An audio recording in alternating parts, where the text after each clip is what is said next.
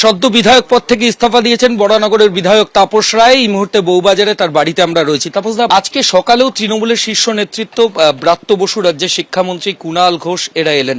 একটা মানভঞ্জনের প্রক্রিয়া হলো, কিন্তু ফাইনালি আপনি আপনার ডিসিশন যেটা নিলেন সেখানেই স্টিক করে রইলেন। রাজনৈতিক সিদ্ধান্ত তত ঠুনকো হয় না। রাজনৈতিক সিদ্ধান্ত এই নিলাম, এই বদলালাম, আর আমি সেই চরিত্রেরও নই, এটা সবাই জানে। আমি দৃঢ় চরিত্রের মানুষ, কঠোর কঠিন মনোভাবের মানুষ। তো সিদ্ধান্ত যখন নিয়েছি অনেক ঘটনার প্রেক্ষিতে, নানান কারণের জন্য সিদ্ধান্ত নিয়েছি, তো সুতরাং বদলানোর জন্য তো সিদ্ধান্ত নিইনি। নেতৃত্ব বলছে যে তারা আগে থেকেই জানতেন, এটা তারা বুঝতে পেরেছিলেন। এটা কি আচ্ছা, তারা কি করে বুঝতে পেরেছিলেন?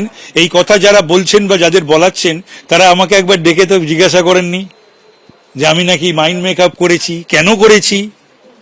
সবই যদি তারা জানতেন তাহলে আমাকে একবার ডেকে কথা বললেন না কেন? অদ্ভুত একটা কথা। তারা সমস্ত কিছু বুঝতেও পারেন, জানতেও পারেন। আসলে তাদের এখন এই পরিস্থিতিতে কিছু বলতে হবে, তাই তারা বলছেন। কিন্তু তাদের উচিত ছিল, যদি তারা বুঝতে পেরেছিলেন, একবার আমাকে ডেকে নেওয়া, আমার বাড়িতে আসা, বা আমাকে ডেকে নেওয়া, কোথাও ডেকে নিয়ে কথা বলা, বা আমি এবং আমার পরিবার যখন বিধ্বস্ত তখন আমাকে ডেকে নেওয়া, বা আমার পরিবারের পাশে একটু দাঁড়ানো। কোনোটাই যখন কেউ করেনি, দলের তরফ থেকে হয়নি, কেউ করেনি, তারপরে আমার মনে হয় তাদের এই ধরনের দেরি হয়ে গেল না, তাদের এই ধরনের কথাবার্তা বলা শোভা পায় না। মমতা ব্যানার্জি, অভিষেক ব্যানার্জি কেউ কন্ট্যাক্ট করেছিল আমার সঙ্গে আগে, এখন না, আগে এই তো আগে আগে অনেকবারই কথা হয়েছে। আগে এই ইডি রেডের আগে খুব বহুবার কথা হয়েছে, ইডি রেডের পরেও আমার সঙ্গে দুবার কথা হয়েছে। দল ছাড়ার সিদ্ধান্ত আপনি যখন নিলেন, মানে মাননীয় মুখ্যমন্ত্রীর কোনো কথা হয়নি। দল ছাড়ার সিদ্ধান্ত যখন আপনি নিলেন, এরপরে কি দলের শীর্ষ নেতৃত্বের তরফ থেকে কোনো ফোন কলস বা আপনাকে কনভিন্স করার কোনো প্রক্রিয়া সেগুলো? আমার কিছু কলিগ, তারা কয়েকদিন ধরেই আমার কাছে এসেছেন, বলেছেন। আমি তাদের কথা শুনেছি মনোযোগ সহকারে, এবং আমিও যখন আমার কথাগুলো তাদের বলেছি,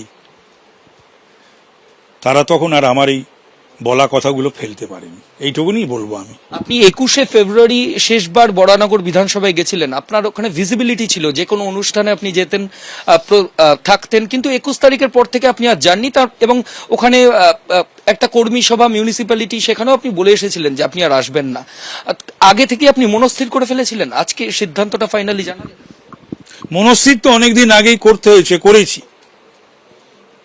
বহুবার অবহেলিত, উপেক্ষিত, অপমানিত আমি সহকর্মীদের নিয়ে অনেক আগে আমার বসা উচিত ছিল, কিন্তু যেহেতু সৌগত দা, অপর্ণা এরা সময় দিতে পারছিল না, অসুবিধাও ছিল, আমাদেরও বিধানসভা চলছিল, আমার চোখের অপারেশনে, সব মিলিয়ে 38 দিনের মাথায় আমি একটি খুবই বড়সড় একটা কর্মী সভা করি, সকলের উপস্থিতিতে, মাননীয় সাংসদ থেকে শুরু করে সকলের উপস্থিতিতে।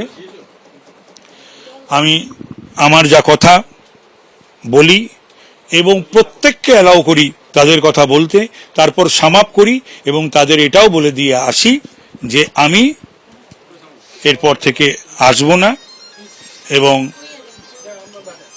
মাননীয় সাংসদ সৌগত রায়ের সামনে বলে আসি যে আমি মাননীয় সাংসদ 21শে ফেব্রুয়ারি ইলেকশনও করব না। সাংসদ আপনাকে আটকানোর চেষ্টা করেনি? না না, কোনো কথাই উনি বলেননি, বলেন যে আমি সামাপ করতে বলেছিলাম, তিনি করেননি, এবং তারপরে আজ পর্যন্ত তিনি একবারও যোগাযোগ বা আসা বা ফোন করা, যদিও আমার বাড়ি তার বহুবার আসার জায়গা, তিনি করেননি।